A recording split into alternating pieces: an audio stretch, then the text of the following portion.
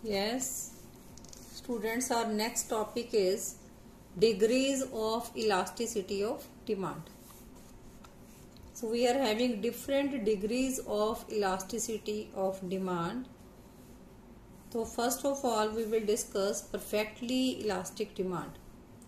Perfectly elastic demand क्या है कि when there is infinite demand eight a particular price, कि किसी पर्टिकुलर प्राइस पे जो डिमांड है वो इनफिनिटी चली जाती है, लेकिन प्राइस में अगर थोड़ा सा भी राइज आता है तो डिमांड जो है वो इसकी जीरो एकदम से हो सकती है।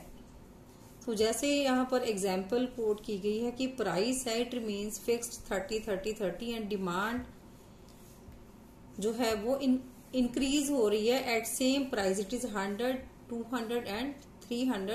तो ऐसी जो डिमांड है वो इसको हम इनफिनिटी कहते हैं। Last demand is infinity at a particular price, कि वेदर क्वांटिटी डिमांडेड Q1 हो जाए या Q2 हो जाए, तो that doesn't make any difference. That means quantity demanded may be 100, 200 और 300 at the same price. So इस तरह की डिमांड को हम कहते हैं perfectly elastic demand. That means जो डिमांड है वो चेंज होती जा रही है at same price. So next degree है हमारे पास परफेक्टली इलास्टिक डिमांड।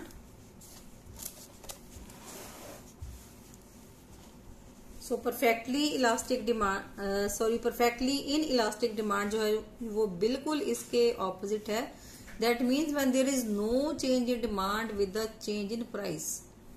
So ऐसी डिमांड को हम कहते हैं inelastic. Inelastic means fixed, elastic means जो चेंज हो जाए और इन इलास्टिक मीन्स जो चेंज ना हो, that means fixed. So price is shown in the table here 20, 30, 40 price rise कर रही है, लेकिन जो क्वांटिटी डिमांडेड है इट रिमेन्स द सेम। तो इसमें जो डायग्राम है, अब इसमें क्वांटिटी डिमांडेड फिक्स्ड है, दिस इज OQ। जो प्राइस है चाहे वो राइज करे P1 तक जाए, चाहे फॉल करे P2 तक जाए, इट विल रिमेन, जो क्वांटिटी डिमांडेड है इट विल रिमेन कांस्टेंट। तो ऐसी इलास्टिक डिमांड को हम क्या कहते हैं, zero. Here elastic demand will be zero. तो ऐसी जो परफेक्टली इनइलास्टिक डिमांड है इसकी जो कर्व है वो Y एक्सिस के पैरेलल आएगी, जबकि इसके ऑपोजिट जो परफेक्टली इलास्टिक डिमांड की जो कर्व है ये X एक्सिस के पैरेलल आएगी। तो यहाँ पर जो डिमांड है वो इन्फिनिटी है और इधर जो डिमांड है इस केस में ये क्या है, ये फिक्स्ड है, दैट मीन्स इन इलास्टिक है, it doesn't change by the change in price. So next is highly elastic demand. Highly elastic demand को हम symbolically elastic demand greater than 1 या ग्रेटर देन यूनिटी भी कहते हैं। तो हाईली इलास्टिक डिमांड से क्या मतलब है कि when there is percentage change in quantity demanded is more than the percentage change in its price, कि जब क्वांटिटी डिमांडेड में प्राइस में चेंज आने की वजह से ज्यादा चेंज आए तो हम उसको कहते हैं highly elastic demand. That means elastic जो डिमांड इज ग्रेटर देन 1 और यू में से ग्रेटर देन यूनिटी। आप देखिए टेबल में जो प्राइस है वो 20 से 10 फॉल कर रहा है, जबकि इसके कंपैरेटिवली जो डिमांड है वो 100 से 200। दैट मीन्स प्राइस के चेंज होने के कंपैरेटिवली जो क्वांटिटी डिमांडेड में प्राइस से ज्यादा चेंज आ रहा है, दैट मीन्स प्राइस के कंपैरेटिवली क्वांटिटी डिमांडेड में चेंज ज्यादा आ रहा है, तो उसको हम कहते हैं हाईली इलास्टिक डिमांड। और when elastic demand is greater than 1, तो इसकी डिमांड कब देखिए किस तरह की होती है। तो इसको हमने डायग्राम में शो किया है कि पहले जो प्राइस है वो इतना है, तो यू में से 20, जैसे कि टेबल में किया है, हम इस तरीके से भी इसको बना सकते हैं। तो हम यहाँ पर 20 भी ले सकते हैं प्राइस, और 20 से कितना गिर गया 10, और क्वांटिटी डिमांडेड है वो कितनी राइज की, पहले 100 थी फिर कितनी हो गई 200। तो इसके कॉर्नर्स हमने ये ज्वाइन कर दिए, दिस इज डिमांड का। हेयर जो आप डायग्राम में देखिए क्लियरली शो हो रहा है कि प्राइस में इतना चेंज आया है और क्वांटिटी डिमांडेड में ऑलमोस्ट 50% ज्यादा चेंज आया इससे, डबल ऑलमोस्ट यू में से, so that's why it is said to be greater than 1. Then next is less elastic demand. अब लेस इलास्टिक डिमांड बिल्कुल ऊपर वाले डायग्राम के ऑपोजिट आएगी कि जब डिमांड में कितना चेंज आए, प्राइस के कंपैरेटिवली कम चेंज आए. चेंज तो आएगा लेकिन प्राइस के कंपैरेटिवली कम आएगा, तो ऐसी डिमांड को हम लेस इलास्टिक डिमांड कहते हैं. That means when percentage change in quantity demanded is less then the percentage change in its price, then demand for such a commodity is said to be less elastic or inelastic. Less elastic means बहुत कम change. That's why it is said to be elastic demand is less than 1. तो here हमने जो ऊपर वाला जो table था उसको opposite कर दिया कि पहले 20 थी प्राइस, 20 से 10 हो गई, और अब जो डिमांड है वो पहले 100 थी, अब कितनी हो गई 120. मीन्स दैट मीन्स कि प्राइस जो है वो डबल फॉल हुई है. दैट मीन्स 50% फॉल आया है प्राइस में, लेकिन डिमांड में सिर्फ थोड़ा सा ही चेंज आया, थोड़ी सी ही डिमांड बढ़ी है. That means 100 to 120. तो इसका डायग्राम है वो भी उसके अकॉर्डिंगली बनेगा. तो हेयर जो प्राइस है P to P1, that means पहले 20 था, अब कितना हो गया 10.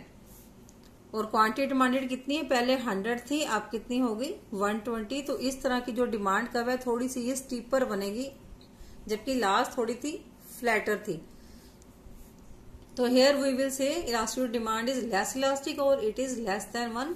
दैट मीन्स कि प्राइस में 50% चेंज आया है, जबकि जो डिमांड है उसमें कितना चेंज आया, सिर्फ 20%. ये 100 से 120 इंक्रीज हुई है. दैट मीन्स ओनली 20% चेंज आया है क्वांटिटी डिमांडेड में. That's why it is less elastic demand. Now next is unitary elastic demand. So unit means 1 और यू में से equal change. So when percentage in quantity demanded is equal to the percentage change in price, then demand for such a commodity is said to be unitary elastic. That means जितना price में जितने percentage का change आए उतने ही percentage का change किस में आए, डिमांड में.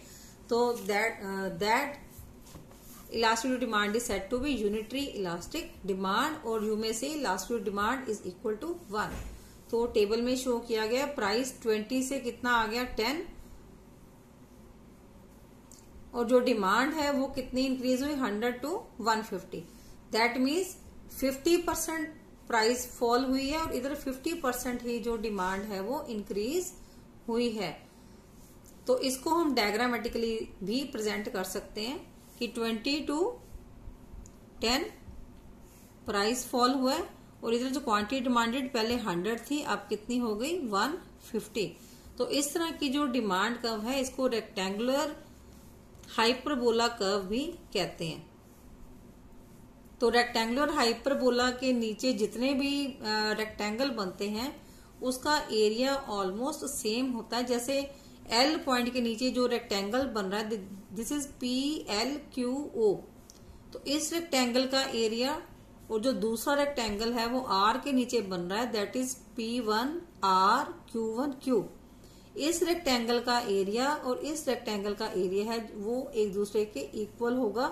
That's why it is said to be rectangular hyperbola curve.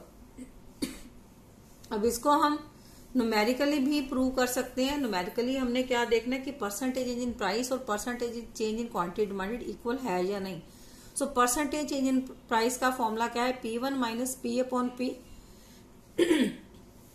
That means P1 कितना है टेबल में 10, दैट मीन्स न्यू प्राइस, और इनिशियल प्राइस कितना है 20. That means 10 minus 20 upon 20. ये वैल्यूज हमने इसमें सब्स्टिट्यूट कर दी. It comes to be minus 10 upon 20.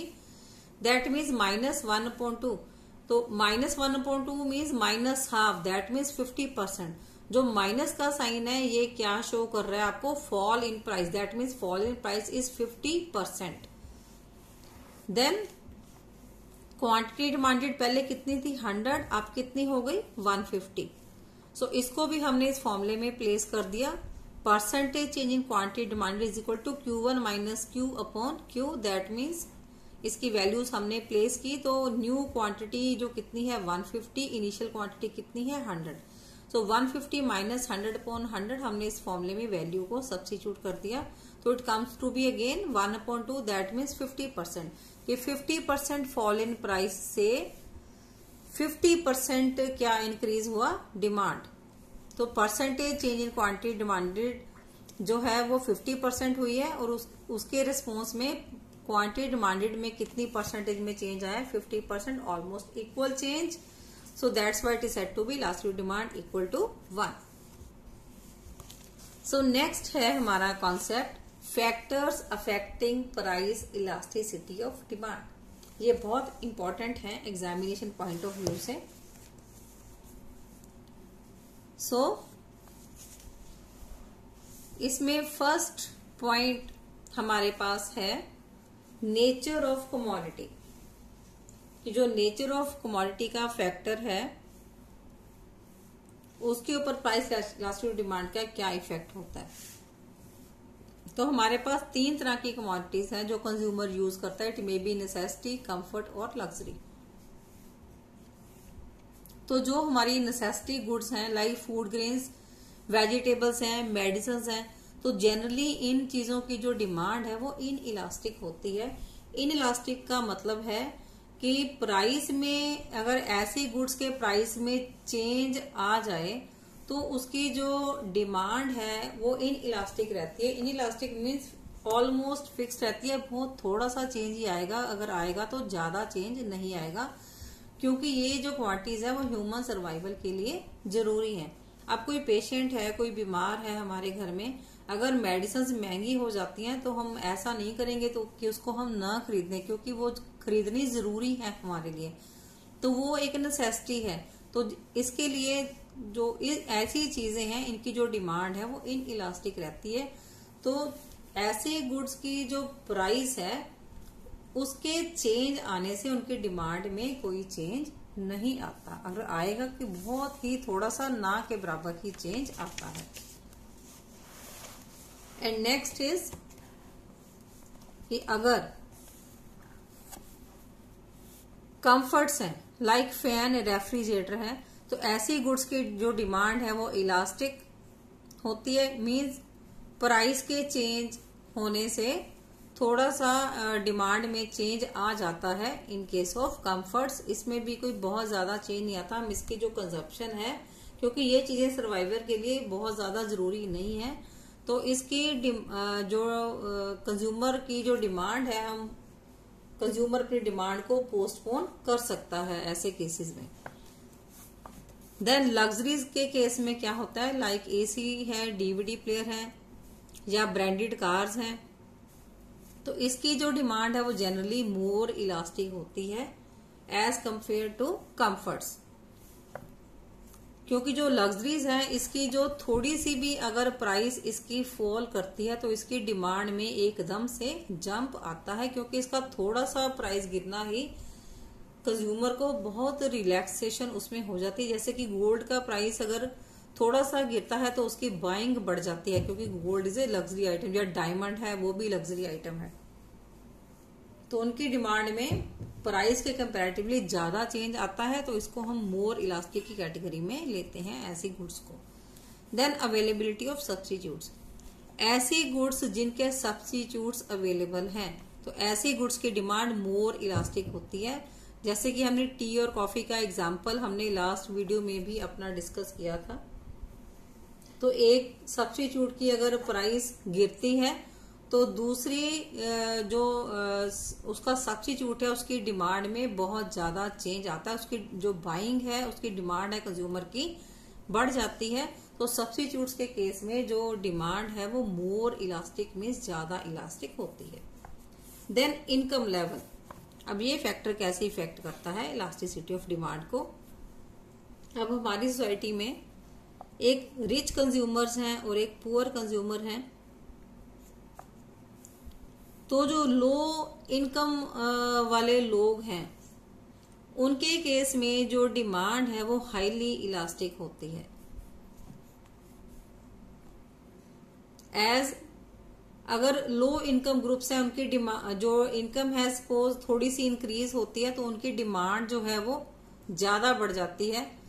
तो इस केस में जो लो इनकम ग्रुप वाले लोग हैं उनकी जो डिमांड है वो हाईली इलास्टिक होती है as compare to rich people, क्योंकि रिच पीपल जो है उनके पास तो इनकम ऑलरेडी बहुत ज्यादा होती है, तो उनके लिए अगर प्राइसेस में चेंज आए तो उनकी डिमांड को कोई बहुत ज्यादा फर्क नहीं पड़ता, क्योंकि उन्होंने जो चीज खरीदनी है वो प्राइसेस को नहीं देखते हैं। Then level of price. So costly goods के केस में जैसे एसी या लैपटॉप, इस तरह के केसेस में जो डिमांड है वो हाईली इलास्टिक होती है। हाईली इलास्टिक मीन्स ज्यादा चेंज आता है इनके प्राइस में चेंज होने की वजह से। सो इनकी जो डिमांड है वो ज्यादा सेंसिटिव होती है। कहने का क्या मतलब है कि जो लग्जूरियस गुड्स हैं उनकी अगर प्राइस थोड़ी सी भी कम होती है तो उनकी डिमांड में एकदम से उछाल आता है, तो इसको हम हाईली इलास्टिक डिमांड की कैटेगरी में लेते हैं। Then postponement of consumption. ऐसी गुड्स जिसकी डिमांड को हम पोस्टपोन कर पाए, तो ऐसी गुड्स कौन सी होती हैं कि जिनके बिना हम सरवाइव कर सकते हैं, जैसे बिस्किट्स हैं, सॉफ्ट ड्रिंक्स हैं, जो हमारे लिए बहुत अर्जेंट नहीं है, तो जिनकी डिमांड कंज्यूमर जो है वो पोस्टपोन कर सकता है फॉर द टाइम बीइंग। तो इन केस अगर इनके जो प्राइसेस हैं एकदम से अगर इंक्रीज कर जाते हैं तो हम इसकी डिमांड को पोस्टपोन कर सकते हैं। तो इसके कंपैरेटिवली अगर अर्जेंटली गुड्स हैं लाइक ड्रग्स हैं, मेडिसिन हैं, उनकी डिमांड इनइलास्टिक होती है, तो इस तरह के केसेस में हम उनके प्राइसेस को नहीं देखते हैं, तो क्योंकि ये हमारे लिए एक नेसेसिटी बन जाती है। सो इसकी जो डिमांड है वो इन इलास्टिक होती है। Then number of uses.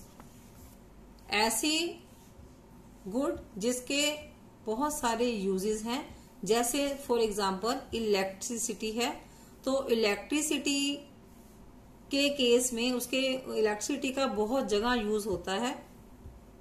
तो इस केस में हम क्या करते हैं कि अगर सपोज इलेक्ट्रिसिटी हमें सस्ती मिलती है या उसकी प्राइसेस है फॉल कर जाते हैं, तो कंज्यूमर उसकी डिमांड जो है वो इंक्रीज करता है, हम इलेक्ट्रिसिटी को ज्यादा यूज करेंगे। तो इन केस इलेक्ट्रिसिटी के केस में या कोई और ऐसी चीज जिसके बहुत सारे यूजेस हैं, वो उसकी डिमांड कैसी होगी, उसकी हाईली इलास्टिक डिमांड होगी, या मोर इलास्टिक कह सकते हैं या ग्रेटर देन 1 कह सकते हैं। Then share in total expenditure. तो ऐसी चीजें जिसके ऊपर कंज्यूमर अपनी इनकम का ज्यादा हिस्सा स्पेंड करता है, तो उन गुड्स के केस में हमारी जो डिमांड है वो हाईली इलास्टिक होती है। तो ऐसा किस केस में होगा? लग्जरीज के केस में। और नेसेसिटी के केस में बिल्कुल ऑपोजिट हो जाएगा, क्योंकि नेसेसिटीज के केस में हम प्राइसेस को कभी नहीं देखते। लाइक सॉल्ट है, तो इसकी जो डिमांड है वो इन इलास्टिक है, नीडल है, सोप है, मैच बॉक्स है, इन चीजों को हम ज्यादा यूज करना शुरू नहीं कर देते अगर इनकी डिमांड जो है वो प्राइस है अगर फॉल करती है। सपोज सॉल्ट है, अगर उसका प्राइस गिर जाए तो हम अपनी वेजिटेबल्स में डबल साल्ट डालना शुरू नहीं कर देते। सो दैट्स वाई जो इसकी जो डिमांड है वो इन इलास्टिक रहेगी। तो इसके प्राइसेस के चेंज होने में इसकी डिमांड में कोई खास चेंज नहीं आता। सो नेक्स्ट है time period. Time period means कि अगर हमारे पास टाइम पीरियड शॉर्ट है तो इस केस में जो हमारी डिमांड है वो इन इलास्टिक रहेगी। इसके क्योंकि शॉर्ट पीरियड में कंज्यूमर के पास इतना टाइम नहीं होता कि वो अपनी हैबिट्स को चेंज कर ले, तो शॉर्ट पीरियड में जो डिमांड है वो इन इलास्टिक रहती है जब कंज्यूमर के पास टाइम नहीं है चेंज करने का। इसके कंपैरेटिवली लॉन्ग रन में अगर हमारे पास टाइम ज्यादा है तो हम अपनी डिमांड को चेंज कर सकते हैं। तो इस केस में जो डिमांड है वो मोर इलास्टिक होगी, जिसको हम चेंज कर सकते हैं। तो अगर इस केस में अगर जो प्राइसेस हैं वो कमोडिटी के राइजेस करते हैं तो हम चेंज कर सकते हैं। इन केस ऑफ सब्स्टिट्यूट हम उसको शिफ्ट कर सकते हैं दूसरे सब्स्टिट्यूट के साथ। तो ये है टाइम पीरियड के साथ जो चेंजेस आते हैं। Then habits. अब ऐसी गुड्स जिसके हम हैबिचुअल हो चुके हैं यूज करने के, जिसके बिना हम नहीं रह सकते, तो ऐसी गुड्स की जो डिमांड है वो लेस इलास्टिक रहेगी।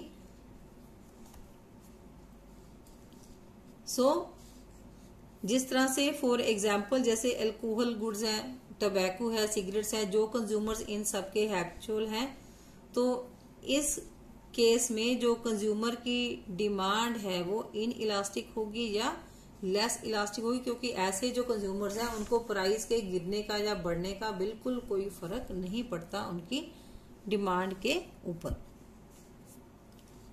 और नेसेसिटीज के केस में क्या होगा, बिल्कुल ऑपोजिट। नेसेसिटीज के केस में क्या होगा, जो डिमांड है वो इन इलास्टिक रहेगी, फिक्स रहेगी। ये हम जो पहले पॉइंट में हमने नेचर ऑफ गुड्स में डिस्कस किया था, नेसेसिटी का पॉइंट, वो सेम ही आ जाता है इस कैटेगरी में। जो नेसेसिटी है कंज्यूमर की, उस केस में जो डिमांड है वो इन इलास्टिक रहेगी, और लग्जरीज के केस में बिल्कुल ऑपोजिट हो जाएगा इसका answer.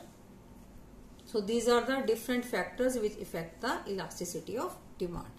So by here we are completing this chapter.